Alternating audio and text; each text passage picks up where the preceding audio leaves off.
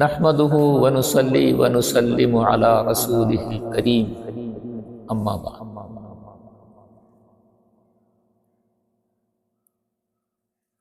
അല്ലാഹു സുബ്ഹാനഹു വ തആല ഖുർആനിൽ ഒരു ഭാഗത്ത് പറയുന്നുണ്ട്, നബി സല്ലല്ലാഹു അലൈഹി വസല്ലമ തങ്ങളെയും സഹാബാക്കളെയും സംബോധന ചെയ്തുകൊണ്ട് അല്ലാഹു പറയുന്നു, രണ്ട് കക്ഷികൾ, ഒന്ന് വലിയ സമ്പാദ്യവുമായിട്ട് സിറിയയിൽ നിന്നും മടങ്ങി വരുന്ന കച്ചവട സംഘം, മറ്റൊന്ന് ഈ കച്ചവട സംഘത്തെ സുരക്ഷിതമായി രക്ഷപ്പെടുത്തി മക്കയിലേക്ക് കൊണ്ടുപോകാൻ വേണ്ടി ഒരുങ്ങി പുറപ്പെട്ടിരിക്കുന്ന മക്കക്കാരായ വലിയ യോദ്ധാക്കളുടെ സംഘം. ഇങ്ങനെ രണ്ട് സംഘമുണ്ട്, രണ്ട് കക്ഷികളുണ്ട്. ഇതിൽ ഏതെങ്കിലും ഒന്നിനെ നിങ്ങൾക്ക് കീഴ്പ്പെടുത്തി തരാമെന്ന് അല്ലാഹു തആല നബി സല്ലല്ലാഹു അലൈഹി വസല്ലമ തങ്ങൾക്കും മുഅ്മിനീങ്ങൾക്കും വാഗ്ദാനം നൽകിയിരിക്കുന്നു. അല്ലാഹു ഖുർആനിൽ പറയുകയാണ്.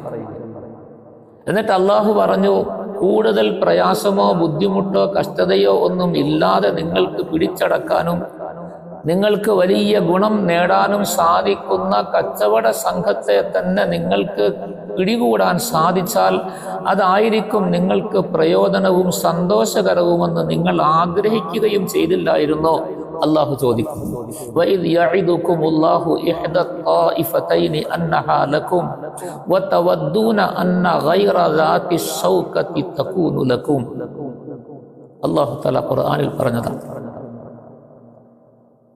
ബദറിന്റെ പശ്ചാത്തലത്തിലേക്ക് അല്ലാഹു സുബ്ഹാനഹു വ തആല സൂചിപ്പിക്കുകയാണ്. ഇതിൽ എന്താണ് ബദറിന്റെ പശ്ചാത്തലം? നാം മനസ്സിലാക്കി. നബി സല്ലല്ലാഹു അലൈഹി വസല്ലമ തങ്ങൾ മദീനയെയും മുസ്ലിമീങ്ങളെയും യുദ്ധം ചെയ്ത് നശിപ്പിക്കാൻ വേണ്ടി സമ്പത്ത് ശേഖരിക്കാൻ തീരുമാനിച്ച കച്ചവട സംഘത്തെ സിറിയയിലേക്ക് നിയോഗിച്ച മക്കക്കാരായ കുഫാറുകളുടെ കച്ചവട സംഘത്തെ തടഞ്ഞ് അതിനെ പിടികൂടി അവരുടെ സമ്പത്തുകൾ കൈക്കലാക്കി അതിനെ പിടിച്ചടക്കിയാൽ മക്കക്കാരുടെ ലക്ഷ്യം തകർന്നു പോകും, അവരെ ലക്ഷ്യം പൊളിച്ച് എടുക്കാമെന്നുള്ള ആഗ്രഹം നബി സല്ലല്ലാഹു അലൈഹി വസല്ലം തങ്ങൾക്കുണ്ടായിരുന്നു, സഹാബാക്കൾക്കുണ്ടായിരുന്നു. കാരണം ഒരു യുദ്ധത്തിലേക്ക് നയിക്കുന്നതിനേക്കാൾ എളുപ്പം ആ യുദ്ധത്തിൻ്റെ സന്നാഹങ്ങൾ ഇല്ലാതാക്കി യുദ്ധത്തിന് വേണ്ടിയുള്ള ഒരുക്കങ്ങളെ പൊളിക്കുക എന്നുള്ളതാണ്, അതിനുള്ള സംവിധാനങ്ങൾ തകർക്കുക എന്നുള്ളതാണ് എന്ന് സല്ലല്ലാഹു അലൈഹി വസല്ലം തങ്ങൾക്കും സഹാബാക്കൾക്കും അറിയാമായിരുന്നു. അതിനാണ് അവർ ലക്ഷ്യം വെച്ചത്. അള്ളാഹുവിൻ്റെ വാദ രണ്ടിലൊന്നായിരുന്നെങ്കിലും ഇത് തന്നെ കിട്ടിയാൽ എളുപ്പമായിരുന്നു, യുദ്ധത്തിൻ്റെ കഷ്ടപ്പാടുകളോ പ്രയാസങ്ങളോ അനുഭവിക്കേണ്ടി വരികയില്ല, ഒരു യുദ്ധത്തിലേക്ക് നമ്മളെ നയിക്കുകയുമില്ല, അത് താങ്ങാനുള്ള അവസരവുമല്ല ഇപ്പോൾ. അതുകൊണ്ട് മുസ്ലിമീങ്ങൾക്ക് എളുപ്പമായ ഈ കാര്യം തന്നെ നടന്നു കിട്ടിയാൽ കൊള്ളാമെന്ന് നിങ്ങളുടെ മനസ്സിൽ ആഗ്രഹമുണ്ടായിരുന്നില്ലേ? അല്ലാഹു സുബ്ഹാനഹു വ തആല അവരോട് ചോദിക്കുക. ആ ആഗ്രഹമായിരുന്നു നബി സല്ലല്ലാഹു അലൈഹി വസല്ലം തങ്ങൾക്കും സഹാബാക്കൾക്കും ഉണ്ടായിരുന്നത്.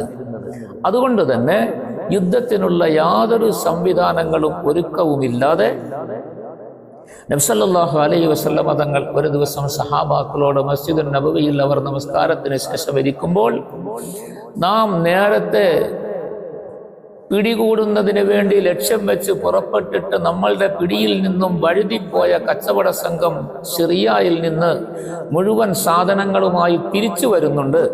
അതുകൊണ്ട് നമുക്ക് വഴിയിൽ അവരെ പിടികൂടി അവരുടെ സമ്പത്തുകൾ അവരിൽ നിന്ന് പിടിച്ചെടുത്ത് അവരുടെ ശക്തി ക്ഷയിപ്പിക്കുകയും അവർ ഉദ്ദേശിക്കുന്ന യുദ്ധത്തിൽ നിന്ന് അവരെ പിന്തിരിപ്പിക്കുകയും അവരുടെ ലക്ഷ്യം പൊളിക്കുകയും ചെയ്യണമെന്ന് ഉള്ള ഉദ്ദേശത്തിൽ അങ്ങോട്ട് പോകാൻ വേണ്ടി സഹാബാക്കളിൽ കുറച്ച് ആളുകളെ തയ്യാറാക്കി. സഹാബാക്കളോട് ഇത് പറഞ്ഞപ്പോൾ അവരും വേഗം തയ്യാറായി. അവർ പ്രത്യേകമായി യുദ്ധത്തിന് വേണ്ടി ഒരുങ്ങാൻ പോലും നിന്നില്ല. ചില സഹാബാക്കൾ മസ്ജിദുൻ നബവിയിൽ നിന്ന് നബി സല്ലല്ലാഹു അലൈഹി തങ്ങളോടൊപ്പം അങ്ങനെ തന്നെ യാത്രയായവരാണ്. കാരണം ലക്ഷ്യം ഈ കുറഞ്ഞ ആളുകൾ ഉൾപ്പെടുന്ന കച്ചവട സംഘത്തെ പിടികൂടുക, അവരെ തടയുക എന്നുള്ളതാണ്. അതിന് വേറെ പ്രത്യേക ഒരുക്കങ്ങളും സന്നാഹങ്ങളും ഒന്നും ആവശ്യമില്ലാത്തത് കൊണ്ട് കുറഞ്ഞ ആളുകളെ മാത്രമായി നബി സല്ലല്ലാഹു അലൈഹി വസല്ലം തങ്ങൾ ബദറിലേക്ക് പുറപ്പെട്ടു. കാരണം കച്ചവട സംഘം തിരിച്ചു മക്കയിലേക്ക് പോകുന്നത് മദീനയുടെ പരിസര പ്രദേശമായ ബദറിൽ കൂടിയാണ്. അതിലെയാണ് ശരിയായ വഴി.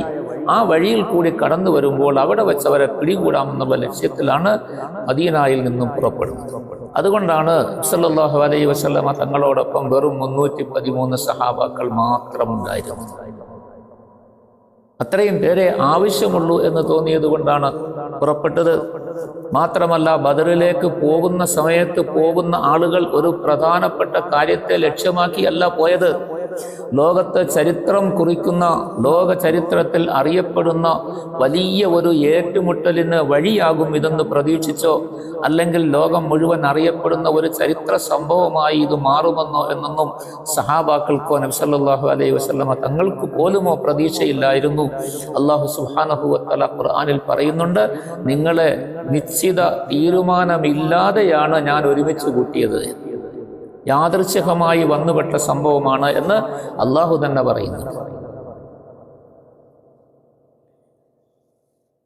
അന്നത്തെ സാഹചര്യം വെച്ച് നിങ്ങൾ നേരത്തെ തീരുമാനിച്ചൊരു യുദ്ധത്തിന് തയ്യാറാകുമെന്ന് നിങ്ങൾക്ക് പ്രതീക്ഷയില്ലായിരുന്നു. കാരണം അതിനുള്ള സാഹചര്യം ഒരിക്കലും നിങ്ങളിൽ ഉണ്ടായിരുന്നില്ല. അപ്പോൾ ഒരു യുദ്ധത്തിന് വേണ്ടി തയ്യാറാകണമെന്ന് പറഞ്ഞാൽ നിങ്ങൾ അതിന് തയ്യാറാകുന്ന അവസ്ഥയിലല്ലായിരുന്നു എന്ന് അള്ളാഹു തന്നെ ഖുർആനിൽ പറയുന്നുണ്ട്. കാരണം മദീനയിൽ പോയി ഹിജറ ചെയ്ത് എല്ലാവരും വന്ന് അവരുടെ താമസവും കാര്യങ്ങളുമെല്ലാം സംവിധാനിച്ചു കൊണ്ടിരിക്കുന്ന സന്ദർഭമാണ്. ചെറിയ ചെറിയ ഏതെങ്കിലും കാര്യങ്ങൾ മാത്രം ഓരോരോ ഭാഗങ്ങളിലേക്ക് മദീനയെ ആക്രമിക്കാനോ അല്ലെങ്കിൽ മുസ്ലിമീങ്ങളോട് എതിർപ്പ് കാണിക്കാനോ തയ്യാറാകുന്ന കുടുംബക്കാരോട്, പ്രദേശങ്ങളോട്, ചെറിയ സ്ഥലങ്ങളോട് മാത്രം അവിടെ ചെന്ന് അവരെ ദീനിലേക്ക് ക്ഷണിക്കാനും അവരുടെ ആ എതിർപ്പിനെ പ്രതിരോധിക്കാനുമെല്ലാം ചെറിയ സംഘങ്ങളെ മാത്രം അയച്ചുകൊണ്ട് കഴിഞ്ഞുകൂടി. ഹിജറ 2ാം വർഷമായതേ ഉണ്ടായിരുന്നുള്ളൂ ഹിജറ ചെയ്ത്. അതുകൊണ്ട് വലിയ ഒരു യുദ്ധത്തിനുള്ള സന്നാഹങ്ങളൊന്നും ഉണ്ടായിരുന്നില്ല. അതുകൊണ്ട് തന്നെ അള്ളാഹു പറയുന്നു, നിശ്ചയിച്ച് തീരുമാനിച്ച യുദ്ധത്തിനെങ്ങാനും ഉറപ്പിച്ചിരുന്നുവെങ്കിൽ നിങ്ങൾ അതിന് തയ്യാറാകുമായിരുന്നില്ല, അതിനുള്ള സാധ്യത നിങ്ങളിലില്ലായിരുന്നു. അങ്ങനത്തെ ഒരു സമയത്താണ് അപ്രതീക്ഷിതമായി അള്ളാഹു തആല നിങ്ങളെ ശത്രുക്കളുമായി നേരിടിച്ചതും ഏറ്റുമുട്ടിച്ചതുമെന്ന് അള്ളാഹു തന്നെ പറയുന്നുണ്ട്.